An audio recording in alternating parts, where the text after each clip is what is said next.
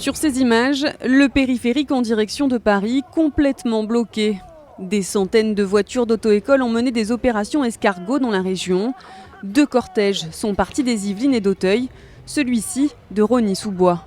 Tous protestent contre la loi Macron. C'est pour essayer de protéger un petit peu notre profession quand même, parce qu'elle est un peu menacée par cette loi qui permettrait des formations sur Internet, notamment le code. Plusieurs points qui ne passent pas. Il y a déjà le retrait des 20 heures minimum et c'est à nous d'expliquer aux gens qu'il faudra qu'ils prennent plus d'heures. En fin de compte, on dit un permis moins cher, mais dans le contexte, ça sera encore plus cher. À Nancy, près de 300 véhicules se sont rassemblés au péage de la J.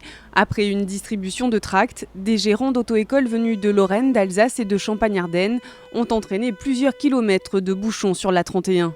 Même scénario sur la rocade bordelaise où les moniteurs d'auto-école ont créé près de 10 km d'embouteillage. Aujourd'hui on est en colère, on va le dire et c'est pas fini. On veut qu'on remette la sécurité routière, c'est important la sécurité routière, au centre du débat. Les moniteurs d'auto-école se sont rendus jusqu'à Langon pour rencontrer Gilles Savary, le rapporteur de la loi.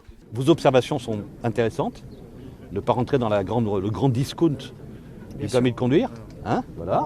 C'est la raison pour laquelle aussi on ne s'est pas obnubilé sur la réduction du temps d'examen. Tous attendent désormais la réunion officielle qui doit avoir lieu demain matin avec le député Gilles Savary.